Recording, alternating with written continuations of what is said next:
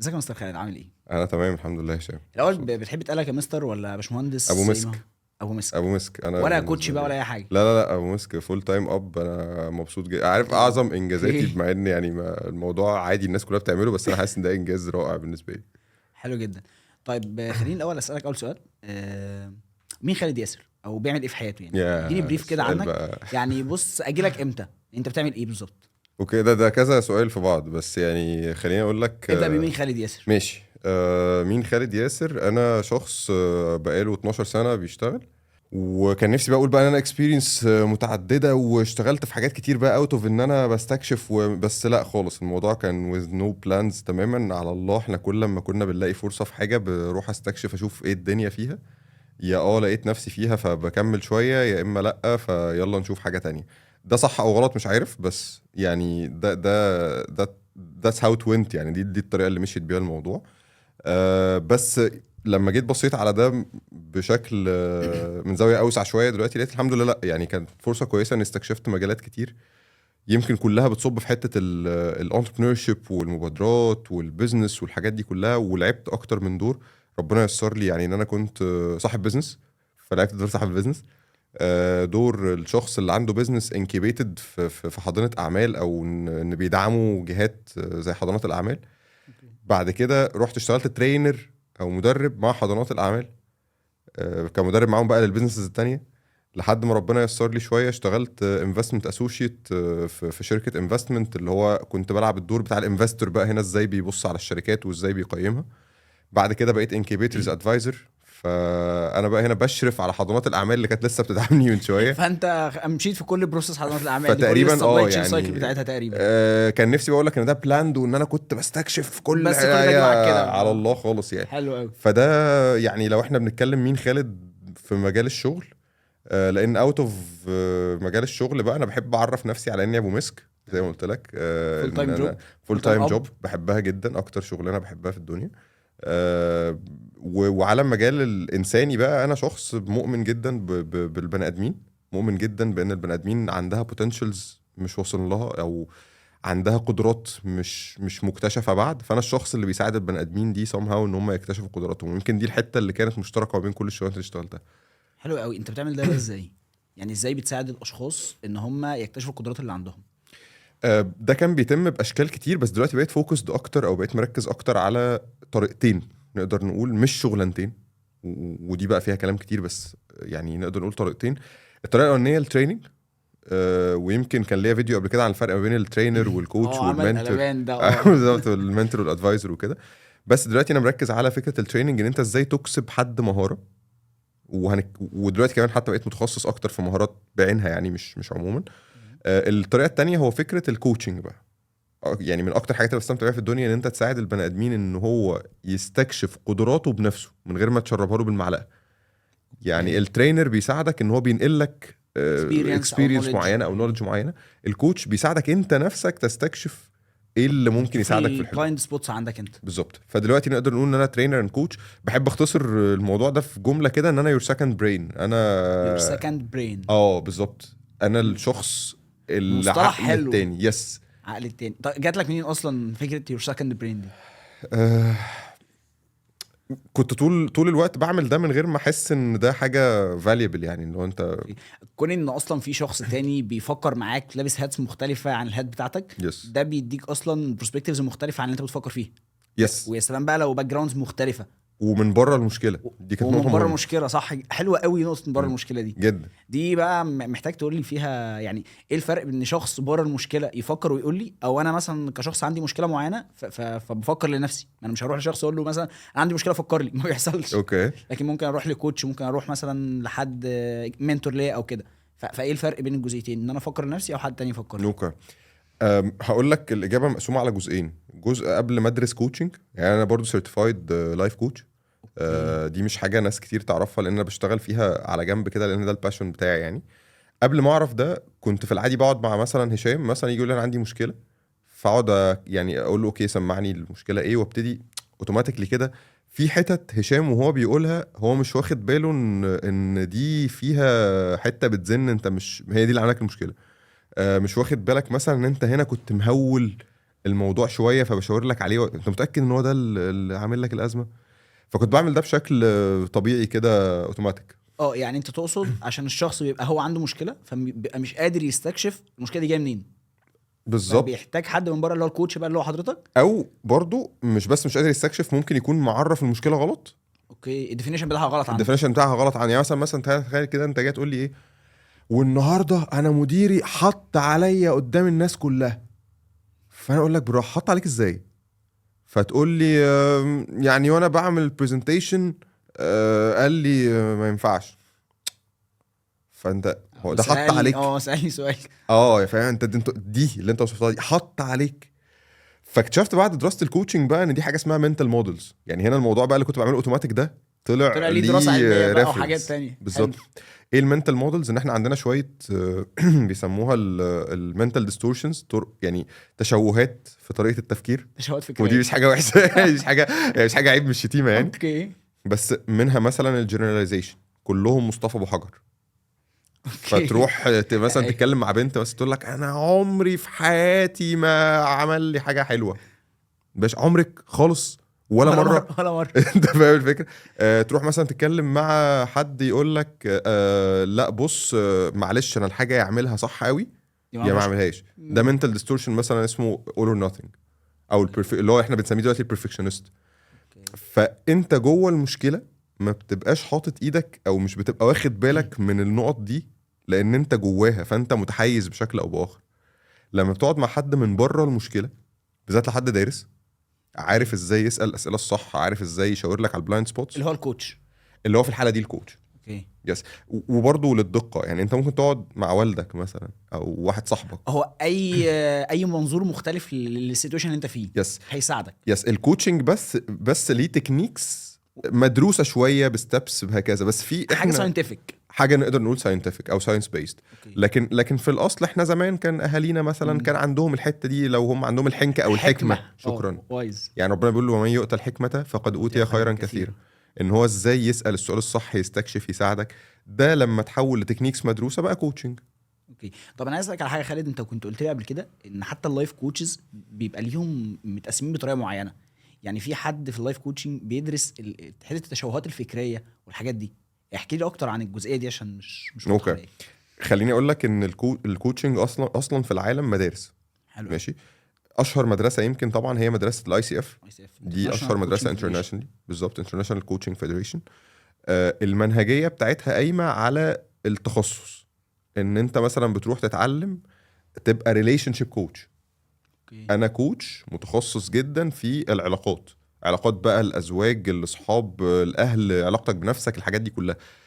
المقام واحد، يعني احنا كلنا دارسين كوتشنج. عارف زي في هندسه مثلا يقول لك ايه اعدادي. انت كلنا درسنا بس تخصص بقى. حد تاني هيروح يقول لك لا ده انا مش عارف اللي هو الكوتش بتاع الصدمات وما بعد التروما والحاجات اللي زي كده، وازاي نتعافى وموف اون والحاجات دي كلها. بالظبط. حد مثلا متخصص في الادكشن، الادمان، علاج مثلا العادات الاباحيه، الادمان، الحاجات اللي زي كده. فهي تخصصات. دي مدرسه. في مدرسه ثانيه اسمها MCF، الميتا كوتشنج. اقل شهره شويه من الاي سي اف، وان كانت برضو هي عالميه ومعترف بيها وهكذا. دي بتتعامل بقى مش بس مع الظاهر، الافكار بتاعتك والحاجات بتاعتك، لكن في كمان مشاعر وحاجه اسمها الميتا مودلز. يعني مش عايزين بس نستفيد فيها قوي، بس اللي هي فكره ان انت في سيستم في دماغك او في سيستم جواك هو اللي بيحركك في المواقف المختلفه. فانا مش عايزك تتغير بس كافكار او على تصرفات قد ما تتغير كمان من جوه، ايه اللي بيحصل من جوه. في مدرسه ثالثه اسمها نيورو سيمانتكس، شبيهه شويه بالام سي اف، بس اختلافها ان هو بيشتغل على الواعي واللاواعي. ان هو بيشتغل ان في يعني في حاجات انت بتعملها وانت واعي، وفي مسببات ليها بتحصل وانت مش فاهم هي بتحصل ليه. فانا بقى ببتدي ادخل معاك في برمجه السيستم ده من جوه. ايا كانت المدرسه، في النهايه الكوتشنج تكنيكس واحده. الهدف بتاع الكوتش واحد، ان هو ما ينصحكش، ما يوجهكش، ما يقولكش اعمل كذا، ما يجلدكش. انت فاهم؟ بيجي لنا ساعات مثلا الناس تقول لك ايه، انا عايز حد يقول لي الصح والغلط. لا، ما انا مش باباك. طب انا عندي سؤال بقى خطير قوي في الحته دي. قول لي. هو ازاي الكوتش اصلا بيقدر ان هو يركن كل حاجه موجوده في فكره بقى وعقله والحاجات اللي مر بيها قبل كده والريفليكشنز بتاعته الحياتيه والشخصيه واللي بيقابلها في الشغل واللي بيعملها، ويبدا يوجه او مش يوجه، يساعد الاشخاص التانيين ان هم يتخطوا الحاجات دي. يعني ازاي ده مش بيأثر عليك في كل كيس بتقابلك؟ ده سؤال حلو قوي.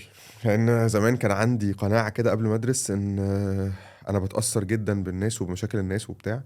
يس انا فاكر انا قلت حاجه زي كده قبل كده. يا كانت ازمه رهيبه قبل ما ادرس بقى. فاللي هو كوتشنج انا بعمل اللي جوايا. فاللي هو مثلا هشام جه يتكلم معايا في مشكله، فانا بتعاطف قوي مع هشام، واللي هو لا هشام لازم يتغير، وانا ممكن ما انامش وهشام بيشخر في البيت عادي، فاهم؟ فاللي هو فكنت بقعد اقول انا مش هدخل الكار ده، لان انا لو معايا مثلا 10 كلاينتس 20 كلاينت انا هموت. انا هيجي لي حاجه انت فاهم هيجي لي الفكره؟ حاجه اكتشفت ان ده ليه تكنيكس انت بتتعلمها، وليه حاجات بتتدرب عليها مع الوقت. بتقدر بتطبيقك للمهارات ديت وبتطبيقك للتكنيكس دي، انك بتقدر تفصل حاجه كده كانوا بيسموها اللي هو فكره البابل بتاعتك. يعني انا ليا بابل، لو تخيلت كده ان انا جوه فقاعه.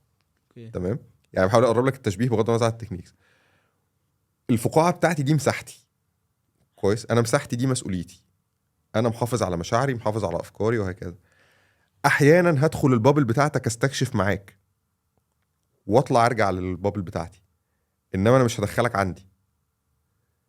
اوكي، يعني انت بتخرج من البابل بتاعتك للبابل بتاعت الكلاينت اللي جالك بمشكله، عشان تقدر تستكشف معاه زي ما قلنا البلايند سبوتس عنده، عشان تقدر تشاور له هو يتحرك فين ويتحرك ازاي. ده رقم واحد. حلو قوي. رقم اتنين، ده بقى كان فرق رهيب، ويمكن ده سمع كمان في التوبيك اللي انا اصلا متخصص فيه بتاع ديزاين ثينكينج. يعني الكوتشنج والديزاين ثينكينج انا بحب فيهم. هنيجي للديزاين ثينكينج يس، دلوقتي. لانهم مشتركين قوي في الحته دي. حلو دي. الفرق ما بين الامباثي والسيمباثي. امباثي وسيمباثي، تعاطف وشفقه، ان احنا بنخلط جدا ما بين المفهومين دول. اوكي. فهشام جاي يحكي لي عن بص امبارح اتخانقت مع مراتي خناقه جامده جدا، فانا بحب هشام. فانا ببقى فاكر ان التعاطف معناه ان هشام انا في ظهرك ياض، ما تقلقش، انا اخوك يا احكي لي. ايوه. واقعد اعيط معاه واتاثر بيه جدا. ده ما انا، ما هو ما استفادش حاجه، يعني هو مش عايز حد يعيط معاه. عايز حد يحل له انت مشاكله. فاهم ايوه. الفكره؟ فده سيمباثي، ان انت اكشلي انت بتشفق على هشام وصعبان عليك. ولو بصيت في جوهر الشفقه هتلاقي ان الشفقه اصلا جواها كبر خفي. فكر فيها كده، انا بأشفق على حالك، ده معناه ان انا في حاله اعلى منك. ايوه. صح. فده كبر خفي، يبان ان انا واقف جنبك وفي ظهرك وبتاع، بس بس لو انا بحتاج انا من فوق كده، أنا بضل عليك كده، معلش. شكرا. التعاطف بقى مختلف. يقول لك تعريف التعاطف ان انت بتحط نفسك مكان الشخص. انا ببتدي افكر زي هشام، بتخيل شكل حياته، بسمع منه كل التفاصيل اللي تخليني اروح ابص عنده في البابل بتاعته. بس انا خالد لسه، انا خالد بافكاري، بقناعاتي، بطموحاتي، باحلامي، ماليش دعوه بيك. اوكي. والفصل ده هو بروفيشنال، عشان بيخليني وانا معاك انت حاسس ان انا معاك جدا وفاهمك جدا، بس ده ما يخرجنيش من عقلي عشان اقدر اساعدك ان انا برضه اشاور لك على البلايند سبوتس بتاعتك. طيب هل ده معناه ان انت ككوتش بتطبق ده؟ يعني اللي هو بقى انت يعني ولا مره 100%. اتاثرت، يعني ولا مره في حته زنت جواك؟ انت مثلا كان بيجي لنا ساعات كيسز في حاجات مثلا يعني بنت عايز تقلع الحجاب مثلا.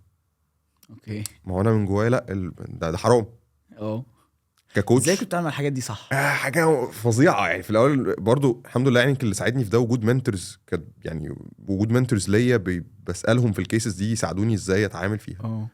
لان هي فعلا بتبقى صعبه جدا. وقلع الحجاب ده يمكن حاجه، يعني مثال على حاجات، قيس على كده بقى حاجات كتير. اوكي. بس عشان ما نبقاش بنتكلم اكسبلسلي يعني.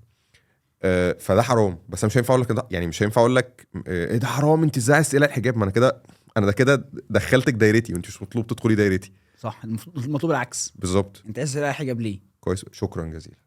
وتبدا بقى تمشي مع السايكل بتاعتها، تبدا تخليها هي تستكشف، مش انت كمان. انت بقى عندك فضول تخليها هي.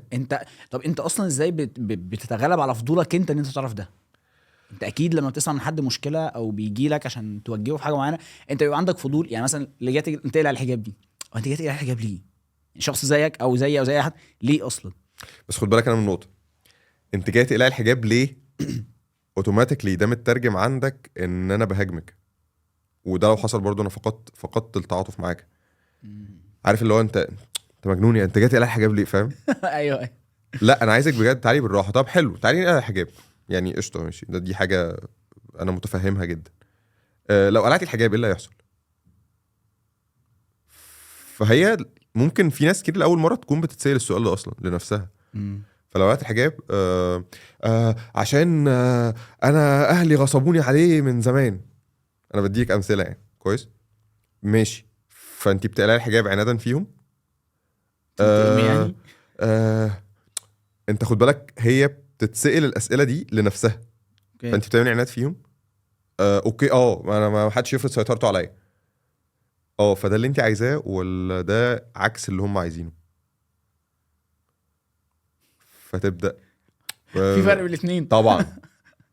انت فاهم هو عكس اللي هم عايزينه. طب ما انت كده اكشولي بتعملي اللي هم عايزينه برضو بس على الناحيه التانية. اوكي. طب انت بتتكلمي كده عن مثلا فكره الحريه؟ هل انت كده دلوقتي بتتكلمي عن فكره ان انا اكون باخد قراراتي بنفسي؟ ده المعنى اللي انت بتتكلمي فيه؟ ممكن تكون اجابه فعلا صح انا ده طب هل في ما يمنع ان انت تكوني شخص بياخد قراراته بنفسه محجبه عادي؟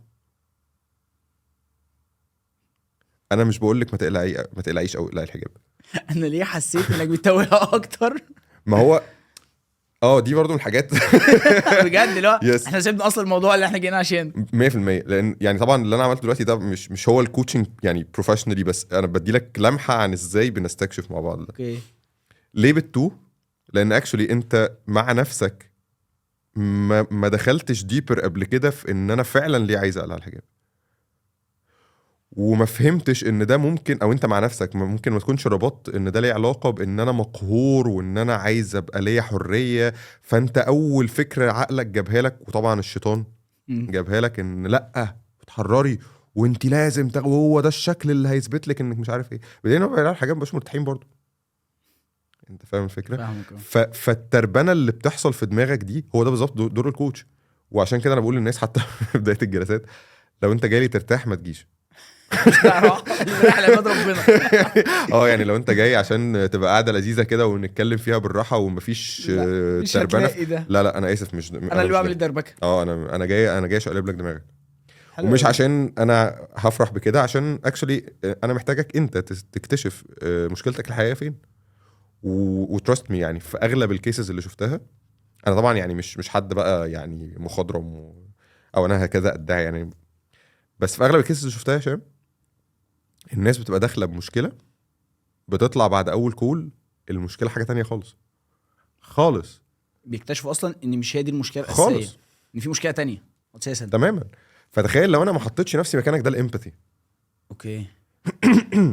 فتخيل لو انا ما حطيتش نفسي مكانك ورحت بقى مغلب الفقاعه بتاعتي ان ده حرام وده مش عارف ايه وبتاع، او حتى خدتها دعوه. يعني انا مش هاجمك بقى، في ناس هتاخدها ويقول لك ايه، طب انا هدعوها بقى للدين وان يا بنتي طب بصي اسمعي بقى الشيخ مش عارف مين هي مش جايه لك عشان تنظر، ما ممكن يكون في 100 حد قال لها ده.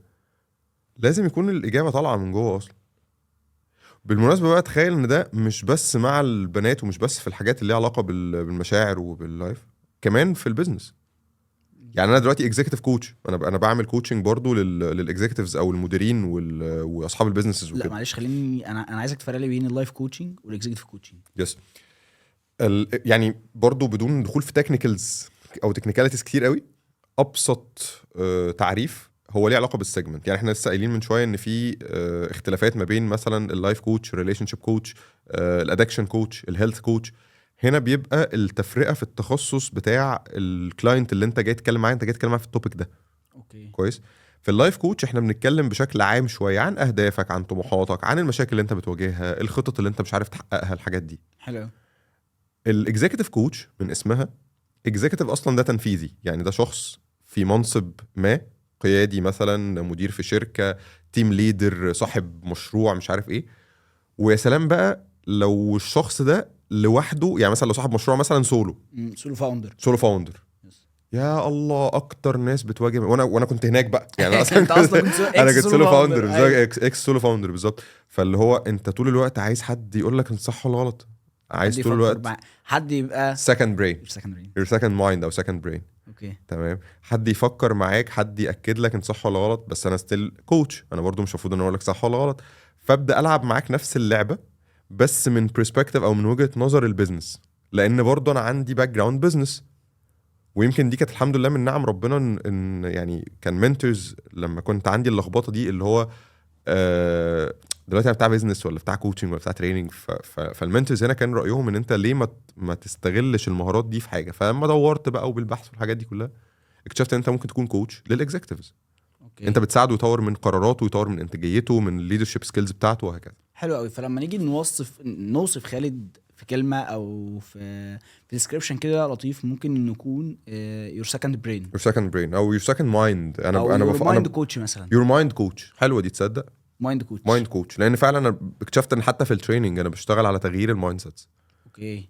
وتغييرها مش معناه ان الناس ما بتعرفش تفكر او الناس وحشه، لا انت بس تغييرها بتوبتمايز فيه. يس انت كلمه سيت اصلا معناه ان انت بتغير اللي زي مثلا انت بتعمل ايه سيت الارم. انت بس بتلعب في السيتنج. اوكي انت فاهم بتظبط شويه حاجات بتهندل بالظبط. هتلعب فيها ازاي او انت هتاخد ده تعمل بيه ايه، دي حاجه ترجع لك. اوكي. بس انا فعلا حلو ده. ده ممكن تكون دي انطلاقه البراند بقى. لو انا بعمل عشان انا فاشل في البراندنج لا خلاص نظبطها. يعني فاهم ممكن تكون دي الانطلاقه. انا فعلا يور سكند مايند او ان انا المايند سيت كوتش بتاعك. وبالمناسبه مايند تختلف عن برين، لان برين المخ اللي هو عضو اوكي يبقى يور سكند مايند. سكند مايند. المايند هو العقل. حتى احنا عندنا في اللغه العربيه في فرق بين العقل والمخ. المخ ده جزء من الدماغ نفسها بالظبط، اللي هو الجهاز العصبي العضو. انما العقل هو لا كان دكتور عبد الرحمن ذاكر ليه تعريف. دكتور عبد الرحمن ذاكر الهاشميه كان قال لك كلمه العقل اصلا لغويا يعقل الشيء اللي هو يربطه. فالعقل هو فكره ربط الافكار والمشاعر والخواطر عشان تكون منها فلسفه او تكون منها فكره او تكون منها قرار. جميله. فالمايند هنا بالظبط. فالمايند او العقل هنا انا مدرب عقل. الطريقه اللي انت بتربط بيها الانبوتس. انا مش بدي لك انبوتس، انا بساعدك انت تربط الانبوتس اللي عندك. طب خالد احنا كده هنا بنتكلم في حته كريتيكال قوي بالنسبه للبني ادمين، وانت بتساعدهم في جزئيه المايند سيت دي. فهنا لازم نسال سؤال مهم قوي قوي قوي. هو ايه الريفرنس اصلا اللي على اساسه بتساعد بني ادمين انهم يعملوا كل الحاجات دي؟ اوكي ده سؤال برضو حلو. تاني هقسمه قبل وبعد الدراسه لان ده موضوع يعني حلو. اسم قبل وبعد. قبل الدراسه كان اللي هو انا شايف كده يعني. انا شايف يعني اللي هو انا ستوري تيلر اصلا. انا بحب احكي حواديت من زمان، من وانا صغير بحب احكي حواديت، شاطر في ان احكي حدوته. فاي كلاينت او اي ما كانش بقى ساعتها كلاينت، كان اي حد بيجي يحكي لي فهو جاي يحكي لي حدوته. تمام. فانا بقعد اسمع الحدوته في حاجات ناقصه. يعني انت وانت بتحكي لي حدوته، انا جاي النهارده الصبح مثلا قفشت جدا بدري عشان كنت صاحي مش عارف ايه. فقفشت دي يعني ايه؟ فانا بتبقى في مخي كده. ودي مش عارف جت منين. يعني سبحان الله، يا مهاره بقى او فطره او كده. اللي هو قفشت دي هشام اللي هي شكلها ايه؟ يعني اتزربنت ولا خبطت حاجه اللي هي ايه؟ في حاجه ناقصه في الحدوته. اللي هو اكتشفت بعد كده برضو في الدراسه بقى ان اللي انت بتعمله ده ما هو الا انك بتشوف فيجواليزيشن او انك بتحول الكلام بتاع الكلاينت لصوره هو يشوفها، لان انت ما حضرتش معاه. كل كلاينت عارف اللي هو مر بيه كويس جدا. انا ما اقدرش احكم وما اقدرش اوجهك او انصحك لاني ببساطه انا ما كنتش عايش معاك في الموقف ده. فانا بحاول استكشف، بحاول اساعدك توصف لي اكتر عشان اعيش معاك الموقف. طيب ايه الريفرنس بتاع ان انا مثلا بعمل معاك كوتشنج؟ الريفرنس هنا رقم 1 هو التكنيكس اللي انت اتعلمتها او الستبس اللي انت اتعلمتها او المنتال مودلز اللي انت اتعلمت ازاي تتعامل معاها. فباي بوك ان المدارس اللي انت اتعلمت فيها دي الاي سي اف الام سي اف النيوروسيمانتكس الحاجات دي كلها بتعلمك ازاي تعمل ده. بس هنا في نقطه بقى وهنا بقى دي حاجه بيرسونال جدا. اوكي. العلوم دي في الاغلب هي علوم غربيه ومستقاه من علم نفس اللي هو برضو اسسه مدارس غربيه. كارل يونغ بقى وفرويد والحاجات دي كلها. وهنا مش معنى ان هي غربيه فهي بالكليه وحشه، وان كان الريفرنس بتاعها مش زي الريفرنس بتاعنا احنا مش هقول كعرب، كمسلمين. احنا عندنا ريفرنس اللي هو الوحي كان قرآن او سنة. طيب ايه علاقة ده؟ احنا هندروش بقى العلم النفس وحقيقة دلوقتي لو انت تابعت هتلاقي ان في اصلا دلوقتي بحوث وفي توجهات وخطوات بتاخد نحو انشاء ما يسمى بعلم النفس الاسلامي، وبقى في مدرسة وكلية لعلم النفس الاسلامي. لان في يعني علم النفس ده اتكلم عنه قبل كده علماء نفس كتير جدا مسلمين. وانت لو شفت في الوحي هتلاقي ان كتير من المشاكل اللي احنا بنعيشها دلوقتي، مشاكل الحداثة اللي هو بيسموها ما بعد الحداثه والتطور والحاجات دي كلها، اصلها هو ده في تقديري ان هو بعد عن الفطره اللي كان بيضبطها الوحي. بعد عن المركز الاصلي. المركز، شكرا جزيلا. ودي اتعلمتها برضو من دكتور عبد الرحمن ذاكر برضو، يعني كان دايما يقول لك الترتيب ان انا والله، يعني الله هو الاصل، ثم انا مع نفسي انا، ثم انا مع الاخرين.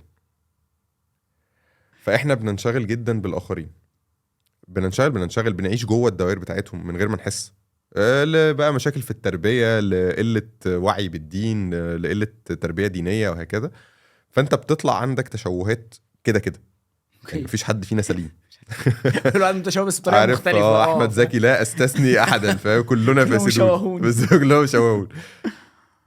فكل لما بتدرس اكتر العلم الغربي احيانا هتلاقي ربط كان اصله عندنا في الدين.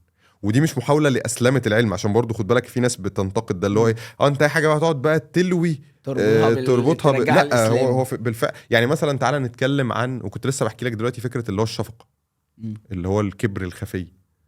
ما هو انت بتعرف ده انت الكبر ده اول حاجه اصلا مش هقول لك بقى ده يعني الشيطان او الابليس اتحول من كان واحد من ضمن الملائكه لابليس العدو الاول عشان الكبر. اوكي حلو جدا. طيب خليني اسالك بقى على جزء مهم جدا كنا اتكلمنا فيه برضو، حته الديزاين ثينكينج. ايه هو الديزاين ثينكينج وانت بتعمل ايه اصلا؟ يعني ايه الرول بتاعك في الحته دي؟ اوكي محتاج اعرف منك. حلو قوي. انا بدات كفاسيليتيتور للديزاين ثينكينج من يمكن 7 أو 8 سنين تقريبا. انت دارس اصلا التوبيك ده قبل كده؟ ما هو دي اللي كان قصدي عليه بقى، ان انت بدات انا بدات كفاسيليتيتور. فاسيليتيتور هنا بالمناسبه فاسيليتيتور تختلف عن ترينر. انا محتاج اعرف بقى بصراحه اصلا بين الترينر والفاسيليتيتور. انا كل اجابه هتودينا طيب لسؤال تاني. ماشي. فاسيليتيتور ده اسمه ميسر. فاسيليتيت او ييسر الشيء معناه ان هو مهمته ان هو يبسط معلومه معينه او يبسط شيء ما. كويس. حتى لو الشيء ده مش هو اللي عامله. بمعنى هشام هو خبير البيزنس ديفلوبمنت، هو اللي عنده الصنعه والنو هاو بتاعه البيزنس ديفلوبمنت. هل ده بالضروره يخلي هشام بيعرف يشرح بيزنس ديفلوبمنت؟ خالص مش بالضروره. خالد شاطر قوي في توصيل معلومه قوي، ده اللي كان بيذاكر لاصحابه زمان، انت فاهم؟ دحيح الدفعه. دحيح الدفعه، بس مش دحيح اللي هو بيعرف يذاكر، دحيح اللي بيعرف يشرح. اوكي اللي بيعرف يعني يوصل ويوصل المعلومه للناس. فانا قاعد انا عارف ان هشام بيفهم لما اربط له الكلام ده بالاكل، فانا هجيبها له بمثال مثلا اكل، انت فاهم؟ لا طب انا عندي عيل صغير مش هيفهم المثال ده، فهقوم جاي بص يا حبيبي اللعبه ديت لما بتمشي ده معناها ان هي بتتحرك. طب الحركه فاهم؟ الاختلافات دي كانت برضو من الحاجات اللي هي كانت مهاره فطريه. اكتشفت بعد كده ان هي يعني شغلانه بتتعمل بتجيب فلوس وبتاع بالظبط. فانا بدات كفاسيليتيتور ان انا كنت بشتغل مع شركات بتدي تدريبات ديزاين ثينكينج. فبدات ان هم بيعملوا المناهج بتاعتهم وكده، وانا بروح اديها. انا مؤدي ليها، يمكن مش انا اللي عملت المنهج بس انا مؤدي. يعني انت بتستلم المنهج من الشركه، انت كفاسيليتيتور بتستلم المنهج او الكريكولم بتاع التوبيك ده، تبدا انت تديليفر ده للناس بالظبط. بس انا شطارتي هنا في ازاي اوصل المحتوى ده للفئه دي. استراتيجي ذا واي اوف ديليفري. كويس. انا اللي بتطلعني على الستيج. حلو قوي. تمام ده الفاسيليتيتور. كويس. الترينر بقى التريننج بروسس اصلا هي بروسس طويله، بتبدا من اول حاجه اسمها نيدز اسسمنت. ودي بقى نيدز اسسمنت ان اصلا بقى الشركه اللي عملت الكريكولم ده هي راحت قعدت مع هشام وفهمت احتياجاته وفهمت المشكله اللي هو فيها وعملت اسسمنت او تقييم لاحتياجات هشام، ان غالبا هشام في الحاله بتاعته دي محتاج تدريب على الديزاين ثينكينج. ده نيدز اسسمنت. كويس. طيب نعمل ايه بقى؟ ندخل بقى على مرحله الكونتنت ديزاين. في ناس شغلانتها في التريننج بروسس انها تبقى قاعده بتريسيرش، ان هي قاعده بتجيب مصادر، قاعده بتكلم الخبراء اللي زي هشام في البيزنس ديفلوبمنت او في الديزاين ثينكينج. كويس. وتجمع المحتوى ده وتعمل منه منهجيه معينه. هناخد ده في 3 ايام، ال3 ايام دول هيكونوا مترتبين بالشكل الفلاني ومترتبين عشان احنا الهدف اللي عايزين نوصل له من التدريب كذا. كل ده الترينر اللي بيعمله؟ كل ده التريننج بروسس. خد بالك تمام. انا بشرح لك اصلا التريننج بروسس كلها عامله ازاي. طب هل بالضروره ان الترينر هو اللي يقوم بكل البروسس دي؟ في ترينرز بتقوم بكل البروسس دي. اوكي. وبالمناسبه ده مش الاغلب على حد علمي. اوكي. لان هو مرهق جدا. وفي الشركات بتاعت التريننج بقى لا جواها التخصصات دي. يعني جواها فاسيليتيتور، جواها حد بيكريت المناهج والحاجات دي، يس اللي هو انستراكشنال ديزاينر تقريبا. بالظبط، الانستراكشن ديزاينر. وبعدها الانستراكشنال ديزاينر ده بيسلم الكونتنت جاهز. في بقى لا، في مرحله في النص كونتنت ديفلوبمنت. اوكي، ده ايه وظيفته بقى؟ الكونتنت ديفلوبمنت بقى ده خد خلاص الشكل والمنهجيه وبتاع. حلو. انا عايز اشتغل بقى على الفيجوالز. اوكي، وريني بقى الباوربوينت الديزاينز، حاجات والانيميشنز والحاجات دي. الالعاب اللي هنحطها هنا عامله ازاي، الجيمز، الفيديو اللي هيتعرض يكون ايه. Gamification. يعني حلو. بتاع الانستراكشن ديزاين قال احنا محتاجين نعرض هنا فيديو، بس انهي فيديو ده بتاع الكونتنت ديفلوبمنت يعمله. خلصنا الحاجات دي كلها، البرزنتيشن واضحه، الاجنده معموله، الاوتلاينز، الفاسيليتيتور جايد، الورك شيت بتاع الطلبه، كل الحاجات دي معموله.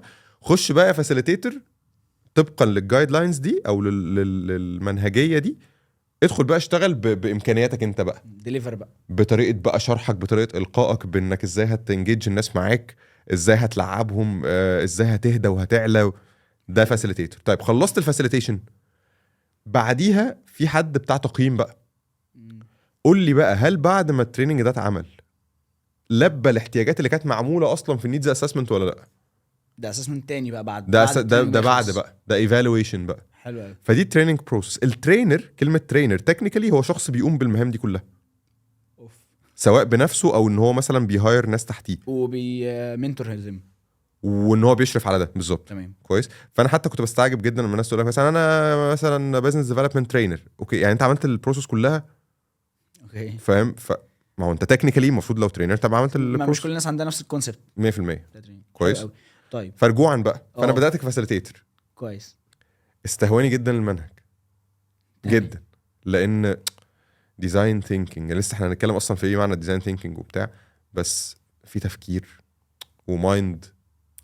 فاهم. حاجات كلها هتبدا تلمس مع بعض. فحبيت جدا الموضوع، بدات ادرسه، بدات اذاكره، اقرا بقى مقالات، اقرا كتب، ادخل اشوف فيديوز، كورسز اونلاين، مش عارف ايه، اسال منتورز، الكلام ده كله.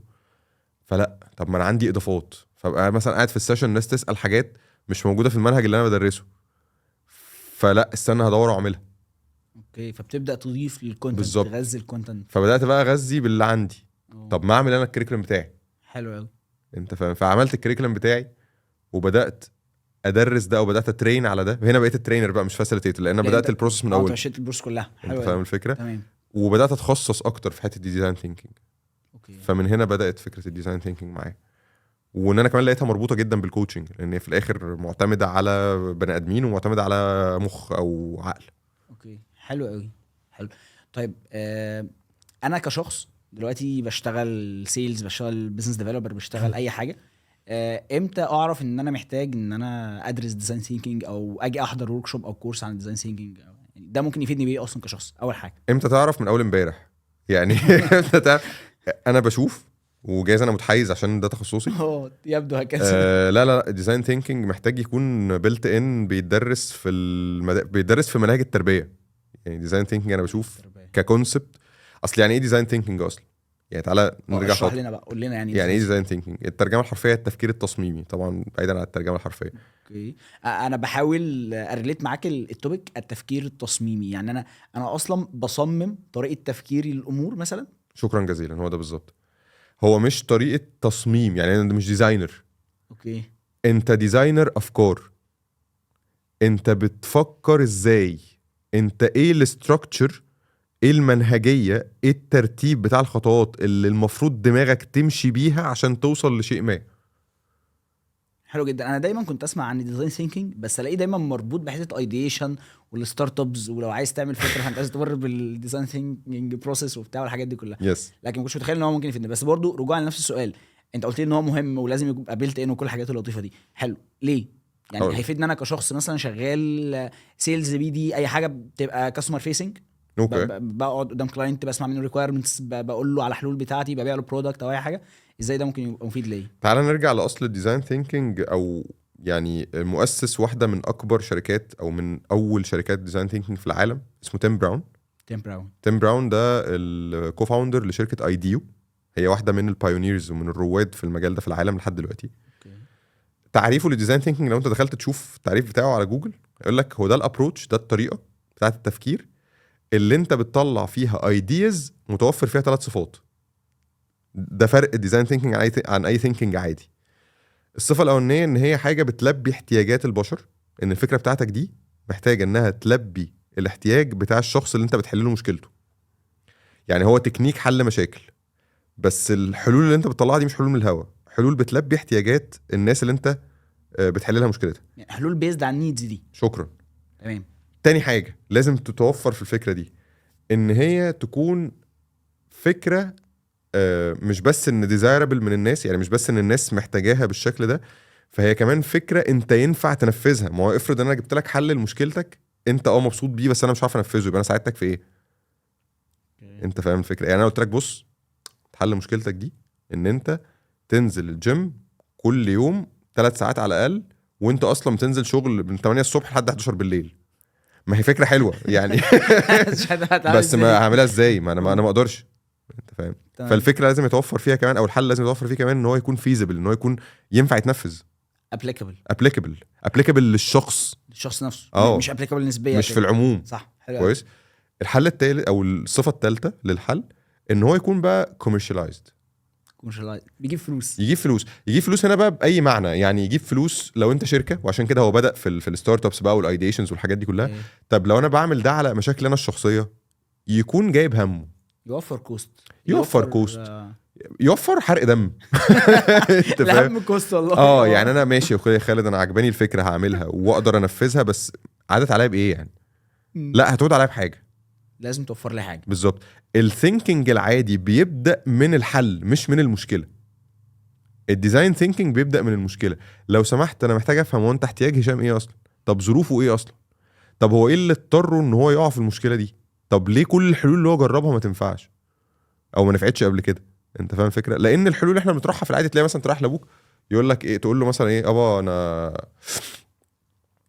انا عايز اتجوز فاهم؟ يقول لك ماشي هنشوف لك فلانه ونخطبها لك. اي يا حبيبي انا مش جايلك عشان تقول لي على فلانه، انا عايز فلوس انت فاهم؟ تروح مثلا لشركه مثلا تقول لك ايه، احنا هنعمل، بص انا هعمل لك حمله دعايه ما حصلتش، احنا هنصورك مش عارف ايه ونعمل لك مونتاج للفيديوهات باشا انا ما بعرفش اتكلم قدام الكاميرا، باشا انا معيش بادجت لكل ده، معيش بادجت اصلا لكل ده. كنا بنتكلم في كونسبت مهم قوي في حته البيزنس ديفلوبمنت. هو امتى يعني اول ما ادخل شركه المفروض اعمل ايه كبزنس ديفلوبر؟ قال لك اول حاجه لازم تيوز ذا سيم ريسورسز. ما تخشش تقول لهم انا عايز 200,000 جنيه عشان خاطر اعمل لكم حاجات. لا، ما احنا جايبينك ليه؟ انتوا ازاي عايشين كده ايوه اصلا؟ احنا مش جايبينك عشان تصرف 200,000 جنيه، احنا بالظبط. محتاجينك عشان تستخدم ذا سيم ريسورسز عشان تطلع لنا بيها ريزلتس كويسه او احسن من اللي موجوده. يس فهي نفس ال 100%. الدايركشن. وخد بالك هو ده انت اللي انت عملته دلوقتي هو ربط بان ليه ديزاين ثينكينج امبيدد او بيلت ان في كل البني ادمين. اوكي.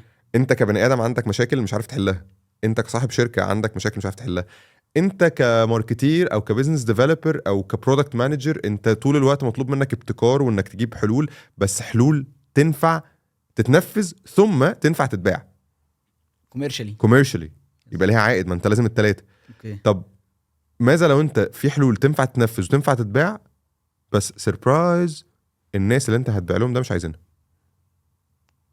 ملهاش لازمه. وعلى فكره ده اللي بيترجم بقى ان ليه الستارت ابس بتفشل. قصدك ان احنا بنفكر ونجيب سولوشنز وبعدين ننزل نبيع الناس مش محتاجاه. انت بتبقى فاكر ان الناس محتاجاه عشان انت عملت يعني اسامبشن ان الناس محتاجاه من نفسك. انت بدات من عند السولوشن مش من عند الكاستمر. شكرا. انا بروح احضر مثلا تدريبات كتير مثلا او ببقى منتور على ستارت ابس مثلا او شركات او كده، هنعمل ابلكيشن يوصل السواقين باصحاب المعاشات، انت فاهم؟ اي حاجه. هنعمل بلاتفورم، مين قال اي حاجه تك اي هقول لك مثال بقى بيقتلني ومتكرر جدا الفتره دي عشان الاتجاه بقى ناحيه الجرين ايكونومي والاقتصاد الاخضر والحاجات دي. كم افكار، كم شباب بيجي لي والله هم يعني انا مش بتهكم بس ببقى صعبان عليا، يقول لك احنا هنعمل ابلكيشن يساعد الفلاحين، ركز دي، المزارعين، ابلكيشن ان هو يدخل يحط يصور الزرع بتاعه او ان هو يتابع المراحل بتاعه الشغل بتاعه ويدخل لنا الانبوتس واحنا ناخدها نوصله بالميرشندايز او الاستشاري او مش عارف ايه. باشا انت نزلت اصلا شفت الفلاح ده؟ انت شفت الراجل ده مش لو مش ما بيعرفش، لو بيعرف مش عايز. انت فاهم؟ فتلاقي كم افكار عماله بتقدم في مسابقات وللاسف تاخد فلوس، تاخد فن.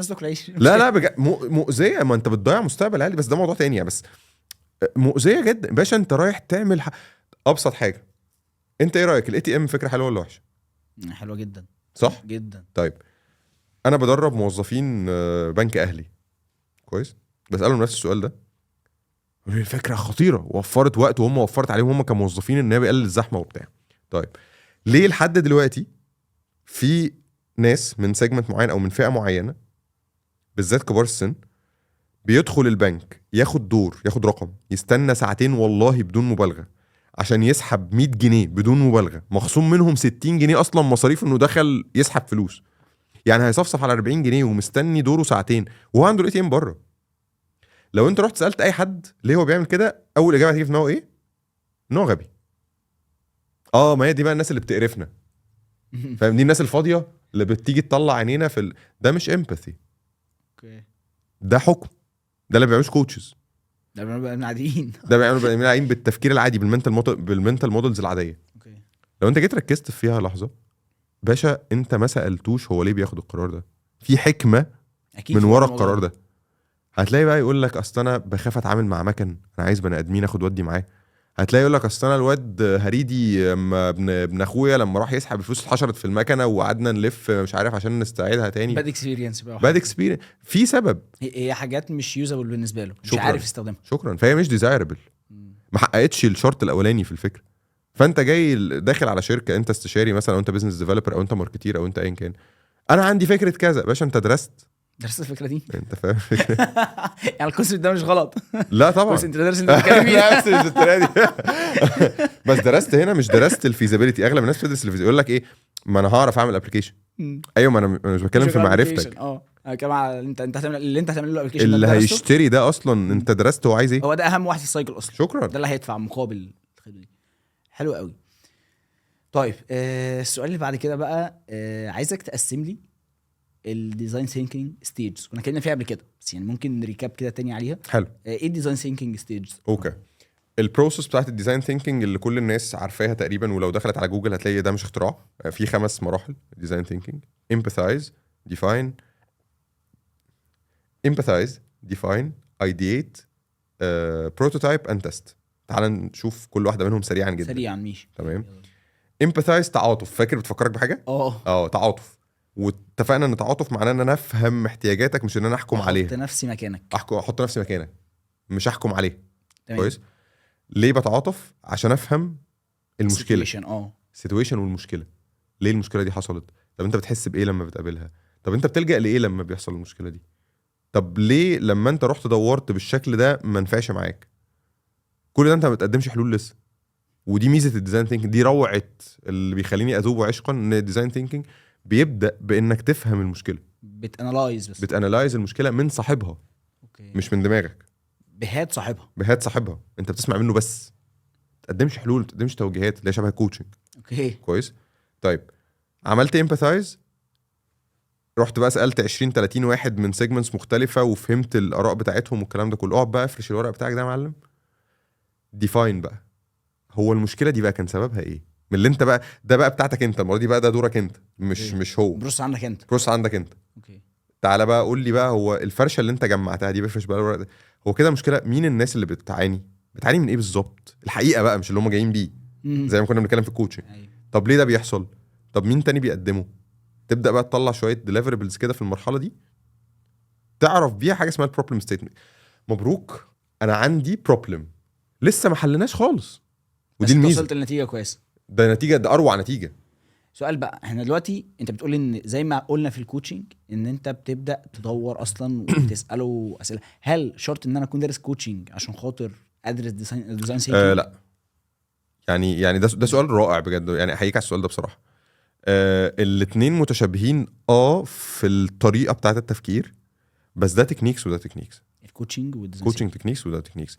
ده ليه غرض وده ليه غرض. الكوتشنج انا غرضي منه ان انا اساعدك انت تستكشف مشكلتك انت وتحط حلها بنفسك. اوكي. في الديزاين ثينكينج انا بفهم مشكلتك بس عشان انا احلها، بس هو احلها بحاجه تجيب فلوس او حاجه تجيب عائد. اوكي. كويس. في سيميلاريتيز او في تشابهات من بين الاثنين، بس ده حاجه وده حاجه، او التوجه بتاع الاثنين مختلف. نكمل بعد الامباثايز البروبلم ستيتمنت. امباثايز والديفاين. احنا اتفقنا امباثايز انت بتسمع من الناس او بتعرف مشاكل الناس. ديفاين انت بتجمع كل الداتا دي وتقعد تفرشها عشان تطلع منها ايه المشكله بقى. حلو. كويس.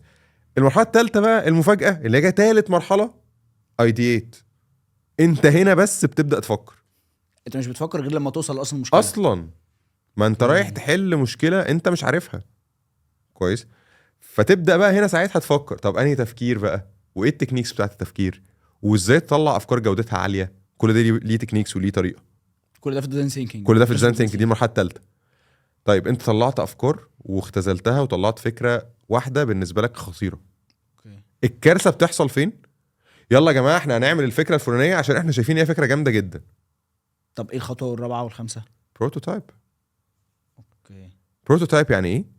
روح اعمل من الفكره الجباره دي ابسط شكل ممكن باقل تكلفه ممكنه توضح بيها انت هتعمل ايه. اللي بنسميه MVP. في فرق بين البروتوتايب والام في بي. قول لنا ايه الفرق. اوكي. حلو قوي، قول لنا ايه الفرق. تعالى اجيبها لك بمثال بعيد شويه عن البيزنس. ماشي. انا دلوقتي جاي اقول لك يا هشام انا بعمل دونتس خطيره. اوكي. ماشي. ماشي. هل انت شفت الدونتس بتاعتي؟ لا. دقتها؟ لا. حلو. فبتقول لي ايوه يعني ايه المختلف في الدونت بتاعتك؟ يعني انا عارف الدونتس وكلتها قبل كده من بيت الدونتس ومش عارف ايه. بقول لك لا، اصل انا بعمل الدونتس مربعه وبيبقى عليها مش عارف الحشو عامل ازاي ومقرمشه من الجناب، انت برضو ما شفتهاش. واللي انا بشرحه لك مش بالضروره انت متخيله زي ما انا قصده. تمام. طب خلاص يا عم هشام، انا هرسم لك رسمه فيها الدونتس شكلها هيكون ازاي وهحط الالوان عليها ازاي. هل انت تقدر تاكل الورقه اللي انا رسمت عليها دي؟ بس الصوره اللي انت شفتها دي ساعدتك في ايه؟ ان انا افكر واعرف ان انت تخيلت شكلها ايه. ده البروتوتايبنج. بروتوتايبنج انت بتعمل نسخه مصغره شبه اللي انت عايز تنفذه على الحقيقه، بس ما تعرفش تستخدمه. غير قابل للاستخدام. غير قابل للاستخدام. انه فيجوال لسه. حاجه فيجوال، بس ان انا بس بقرب لك انا هعمل ايه تبقى متخيل معايا. حلو قوي، دي معلومه اول مره اعرف. تمام. لكن MVP بقى، MVP اصلا هي اختصار مينيمال فايبل برودكت. القصه كلها في كلمه فايبل يعني قابل للاستخدام. مينيمم ولا مينيمال؟ مينيمال او مينيمم يعني في اقوال. تمام. بس اللي هو ابسط منتج ينفع تستخدمه. هنا الموضوع اختلف. ينفع استخدمه بمعنى ان انا ينفع اجيب منه ريزلتس، صح كده؟ ينفع تدوقه. فاكر مثال الدونت؟ انا الاولانيه جبت لك ورقه مش هتعرف تاكلها. اوكي. طيب في الام في بي انا مش هروح برضو اعمل لك الدونت الخطيره اللي متكلفه. مش هجيب خط انتاج واشتغل مش هعمل واعمل خط انتاج واجيب موظفين. انا هعمل لك دونتايه واحده ساده كده بحشو خفيف، اقول لك دوق بص الحشوه عامله ازاي. شوف الريسبي دي. دي مش مكلفه. فانت لما تدوق يا نهار ابيض ده جامده جدا. روح اعمل بقى ساعتها خط انتاج. ديك تبص هي حلوه بس لو كنا قللنا الحشو شويه وكنا زودنا الفرماسيل اللي عليها شويه فقابله للتعديل. حلو. فالام في بي انت ما تروحش تحشر فيها كل الفيتشرز وكل المميزات والخدمات تصرف عليها قد كده وفي الاخر بيزك فيرجن وخلي الناس تستخدم وابدا بقى انهانسمنت عليها بالظبط. ودي الغلطه برضو اللي بيقع فيها اصحاب الافكار اللي بيبقى عندهم مثلا ستارت ابس او حاجات زي كده، او حتى اصحاب الافكار في الماركتنج او اصحاب الافكار في البيزنس. اوكي.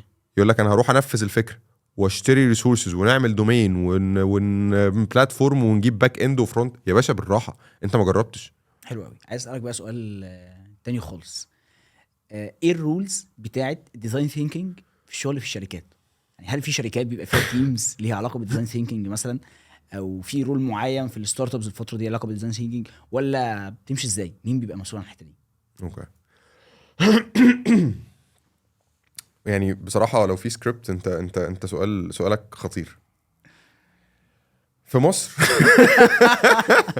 حلو انك بدات في مصر. يعني حتى الان على حد علمي برضه عشان انا مش بدعي ان انا كامل العلم. يعني على حد علمي مفيش شغلانه اسمها ديزاين ثينكر. اوكي.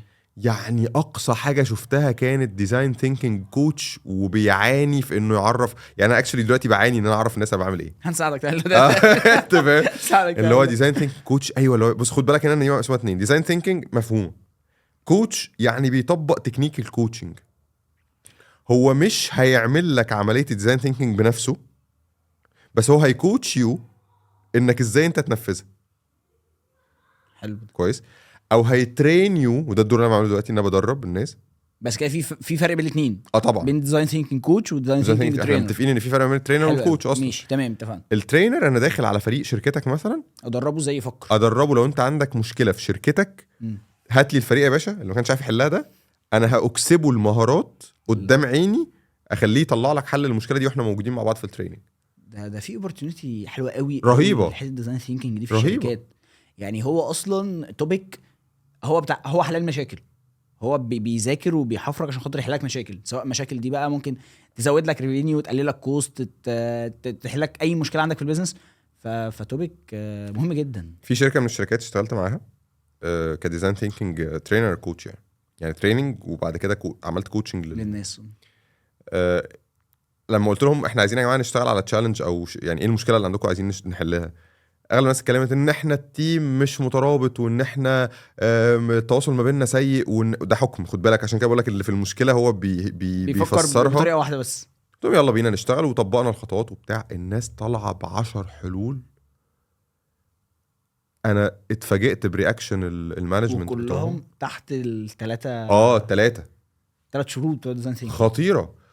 واتفاجئت ان هو بيقول يا جماعه احنا المشكله دي عندنا بقالها اكتر من سنه ومش عارفين نعمل فيها ايه، ومسبب لنا خسائر كتير جدا جدا، واحنا في 3 ايام ورك شوب بفضل الله عملناه، والحلول طالعه من نفس الناس اللي كانت بتشتكي. دي الميزه هي في الواي بقى. شكرا. يعني دي الميزه بقى، واي اوف ثينكينج. واي اوف ثينكينج. يعني نقدر نقول على الديزاين ثينكينج ترينر ده ان هو الراجل بتاع الاستراتيجي بتاع الاشخاص، استراتيجي المايندز. بص، من غير ما نكلكعها، هو الراجل اللي بيساعدك او بيكسبك مهاره التفكير المنظم، اللي بيبدا من اول استكشاف المشكله لحد حل المشكله ثم تجربتها، نقدر نقول كده. شكرا جدا. ده بقى ينفع لاشخاص، يعني انت مثلا لو فريلانسر، لو انت بزنس ديفلوبر، لو انت سيلز، لو انت كوتش، لو انت اقول لك لو انت ترينر، لو انت اديوكيتور كويس، ما انت بتحتاج ديزاين ثينكينج عشان تفهم انهي طريقه اللي هتوصل بيها للناس اللي معاك. لو انت فريلانسر، لو انت صاحب فكره او عايز تفتح فكره مشروع، تفتح فكره بزنس، انت فاهم كل ده انت محتاج بزنس، محتاج ديزاين ثينكينج كويس. طيب لو انت شركه، باجي اساعدك تحل المشاكل والتشالنجز اللي عندك ايا كان هي في انهي اتجاه، وتدرب التيم بتاعك ازاي يفكر، ودرب التيم بتاعك ازاي يفكر بعد كده، وخليه يطلع قدامك ريزولتس يعني وانت موجود. اوكي حلو جدا.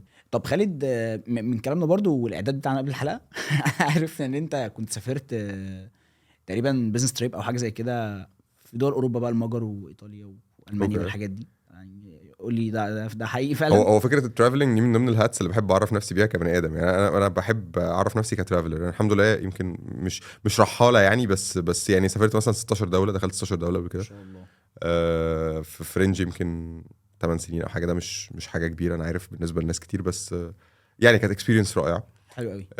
كانت ما بين السياحه وما بين البيزنس وما بين الفولنتيرنج. يعني مثلا سافرت اوكرانيا مثلا، كان فولنتيرنج، ودي كانت بدايه احتكاكي مش بس بالسفر بقى، كمان كانت بدايه احتكاكي بالتريننج.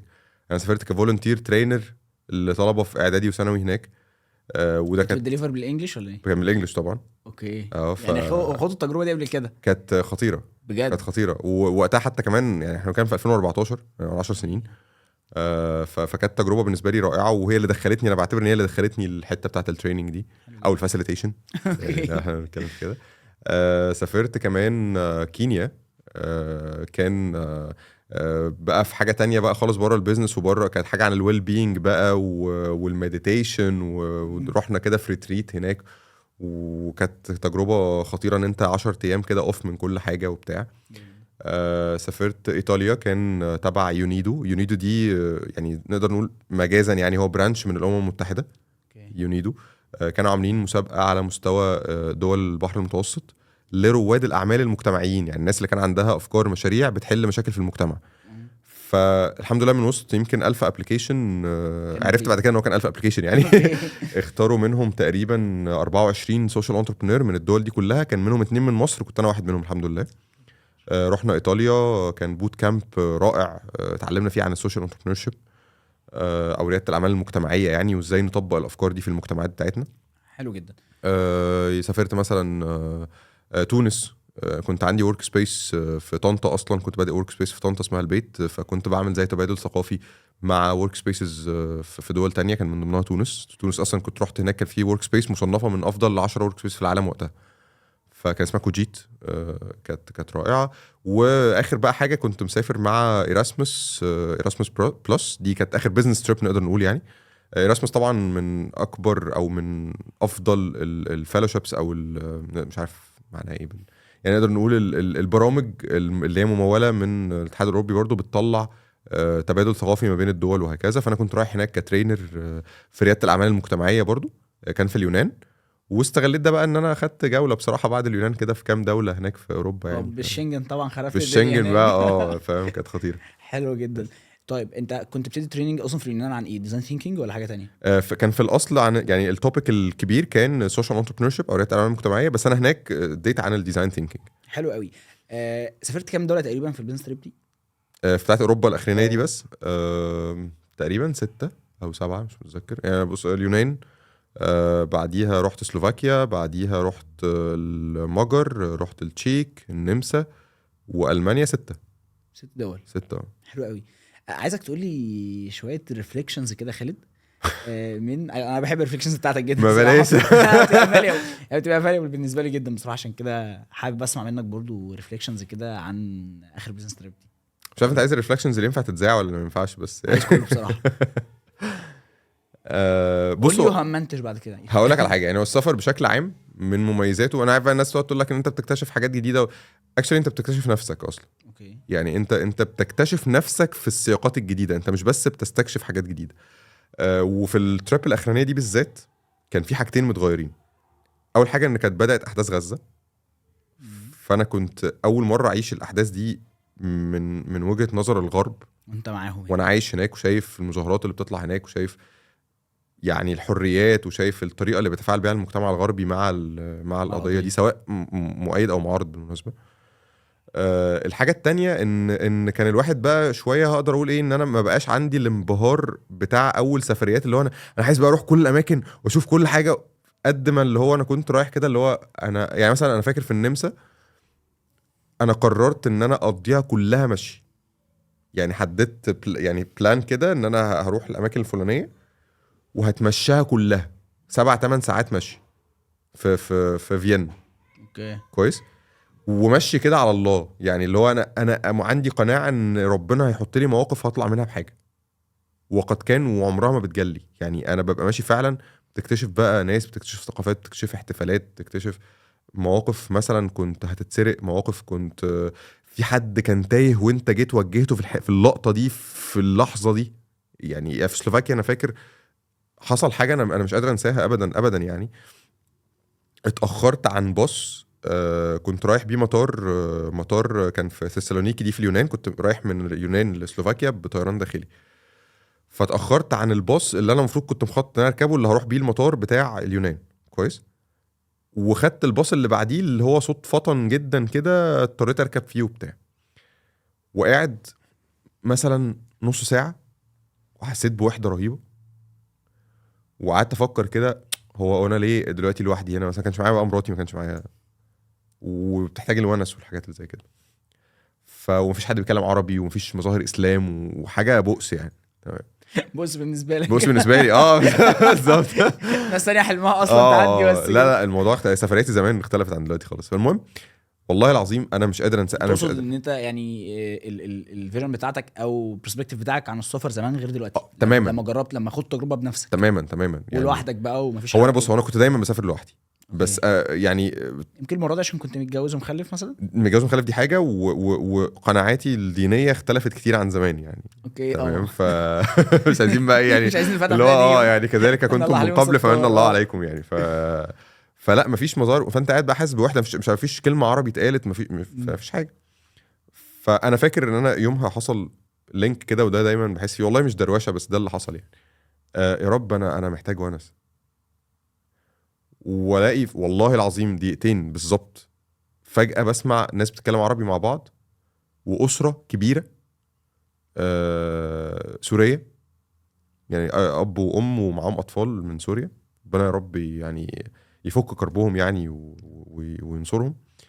انا اصلا سمعت اللي هو ايه ده، عارف صوت عربي فاهم. ولقيته جايين يقعدوا، وتفاجئ ان الناس دي ركبت الباص ده بالصدفه، وان كانوا عندهم مشكله بدون دخول في تفاصيل، بس عندهم مشكله ان هم مش لاقيين حد عربي يوجههم يساعدهم. يعملوا ايه، لان هم مسافرين سلوفاكيا في الطياره اللي انا مسافر فيها دي. اوكي. كويس. وركبوا في اليونان، يعني هم مسافرين سلوفاكيا، ركبوا الباص ده في اليونان عشان يروحوا نفس المطار اللي انا نفسي بجربه لاول مره. اوكي حلو. كويس. فبص انت بقى العربي الوحيد واحنا مش بنعرف نتكلم انجلش وبتاع، فهتساعدنا وانا في منتهى السعاده. تشالنج ومش شخص ده، انتوا اسره، انا فرحان جدا. وتسمع منهم القصص اللي هم فيها وازاي الناس دي بتتنقل من بلد لبلد وكل البهدله اللي هم عايشين فيها قصاد القوه اللي هم فيها. اطفال معاهم اطفال 3 سنين و4 سنين و5 سنين ما شاء الله، وتقعد تشوف الام ازاي بتقول لهم ربنا يا رب، يعني انا نفسي في يوم من الايام يكونوا بيتفرجوا على الفيديو ده، انا مش هنساهم ابدا يعني. وهي بتفتخر ببنتها اللي اتحجبت وبتفتخر بابنها اللي بيصلي كل الصلوات وهو مثلا 10 سنين او حاجه زي كده، ويصلي في المطار وفي التفتيش يطلبوا من البنوته الصغيره تقلع الحجاب عشان يشوفوا البتاع، تبقى بتقلع الحجاب وهي بتعيط 10 سنين. اللي هو انا قاعد اصلا بقول لها يعني بالراحه هوني على نفسك، وتعيط ان لا وليه على الحجاب وبتاع. وبفضل الله افضل معاهم لحد ما يوصلوا سلوفاكيا، ويكون ده سبب في ان هم يعني يحصل مشكله عندهم تاني في سلوفاكيا، فيبقى انا الشخص اللي بيساعدهم او ربنا يستخدمني في ان اكون الشخص اللي بيساعدهم وهكذا. وافضل معاهم في الرحله لغايه ما انا رجعت مصر ولغايه ما هم وصلوا هولندا. مفيش فحاجات اي تواصل بينكم؟ لا لحد دلوقتي في تواصل بالعكس. كويس. حلو. رائع رائع، ربنا يبارك فيهم يعني. فدي مواقف انت بتبقى حاسس فيها اولا باللينك اللي هو ما بينك وبين ربنا ده، ان انت ازاي ربنا بيسمعك. تاني حاجه ان ازاي ربنا بيسبب الاسباب ان انت مبعوت انك تتاخر عن الباص اللي فات وتركب ده في الوقت ده عشان توصل مع الناس دي في كذا، وهم مبعوتين لك ونس. في حاجات بقى من هذا القبيل. فانت فعليا في السفر بتستكشف نفسك في السفر، مش بتستكشف السفريه نفسها. طبعا بقى ناهيك عن المناظر الحلوه والمظاهر التقدم والحضاريه والحاجات دي كلها. لا السفر احنا لو قعدنا ده بودكاست تاني خالص ده. خالد انا اتبسطت جدا جدا بالبودكاست بتاعك النهارده حقيقي. ربنا يبارك فيك. دايما والله بتبقى فاليبل انفورميشن كده باخدها منك، وبتبقى يعني زي دافع ليا ان انا اكمل. والنهارده انت فتحت عيني على حاجه مهمه بجد بجد، هيد ديزاين ثينكينج ده انا محتاج اذاكره واتعلم اكتر واحضر معاك حاجه فيه اوريدي، وادور بقى على اي حاجه بتدي سيرتيفيكيشن في الجزئيه دي. محتاجين كلنا ندور في الجزئيه دي عشان نحاول نتغلب على المشاكل اللي بتقابلنا. او تيجي تحضر معايا الورك شوب توفر على نفسك. تحضر معايا الورك شوب اوفر عليك كل الكلام ده واقول لك تعمل ده ازاي. اتفقنا، لازم اعمل كده باذن الله. لا هو طبعا ديفينتلي الديزاين ثينكينج انا بشوفه يعني زي ما انت قلت هي حاجه لازم تكون في البني ادمين عموما بيلت ان يعني. يعني وانا بشكرك والله، اسئلتك كانت جميله وبتخلي الواحد يتكلم من قلبه كده وانا بحب اشاركك اصلا افكار وبتاع، فدي حاجه رائعه والله. شكرا جدا ليك. وشكرا جدا ليكوا لو بتسمعونا على اليوتيوب فاعملوا كومنتس وشير ولايكس او سبسكريبشن، بيقولوا كده صح؟ ايوه صح بالظبط. الناس الشاطره في البراندنج وانا ما بعرفش اعمل ده خالص.